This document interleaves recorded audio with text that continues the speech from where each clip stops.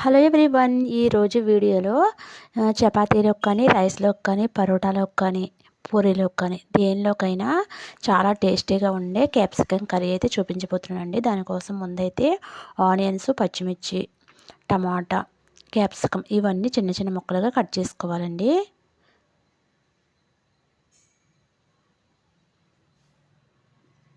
ఇవన్నీ కట్ చేసుకున్న తర్వాత ఒక మిక్సీ జార్ అయితే తీసుకుని దాంట్లో ఆనియన్స్,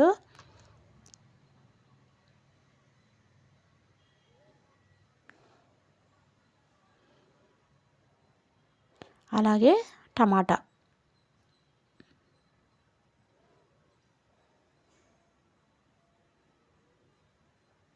అలాగే కొంచెం జీడిపప్పు, ఈ మూడు మిక్సీ పట్టాలి మెత్తగా.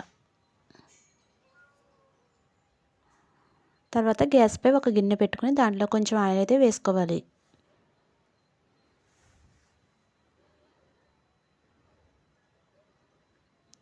తర్వాత మిక్సీ పట్టిన పేస్ట్ ఉంది కదండి, అది అందులో వేసుకోవాలి. అందులో వేసుకుని పచ్చివాసన పోయే వరకు వేయించుకోవాలి.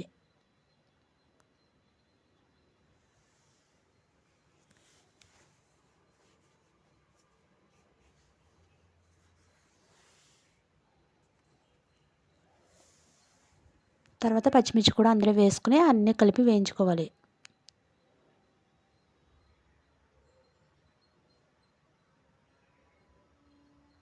ఆయిల్ పైకి వచ్చే వరకు అయితే వేయించుకోవాలి.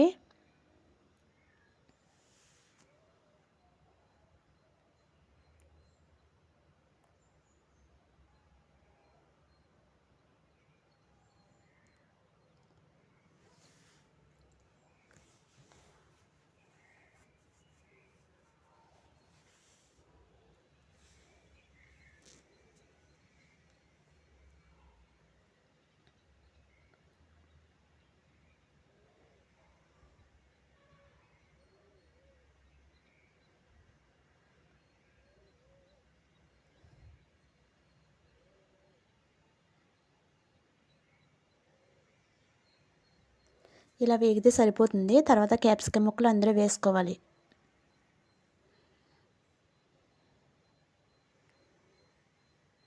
తర్వాత ఒకసారి అయితే కలపాలి.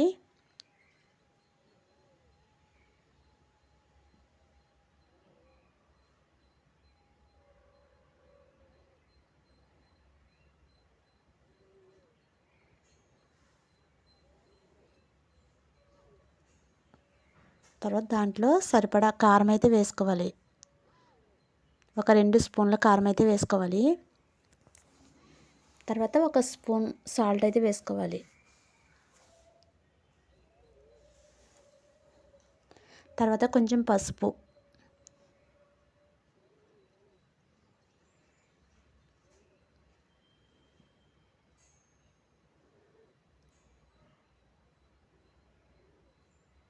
ఇవన్నీ వేసేసిన తర్వాత ఒక్కసారి కలపాలి.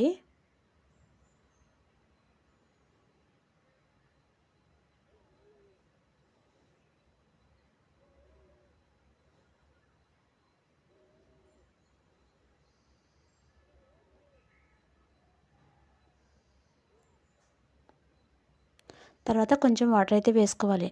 నేను మిక్సీ జార్లో కొంచెం వాటర్ వేసుకున్నాను.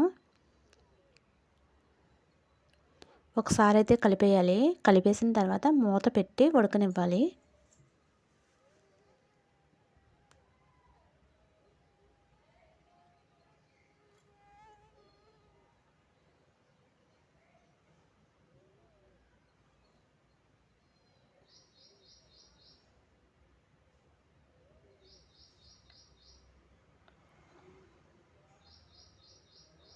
తర్వాత దాంట్లో కొంచెం జీడిపప్పు అయితే వేసుకోవాలి.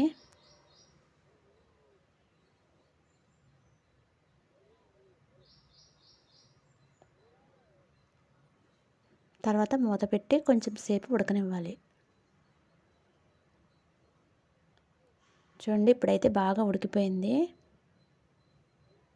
తర్వాత పల్లీల పౌడర్ అయితే వేసుకోవాలి. పల్లీల పౌడర్ వేసుకోవడం వల్ల టేస్ట్ చాలా బాగుంటుందండి. చాలా కమ్మగా టేస్టీగా ఉంటుంది.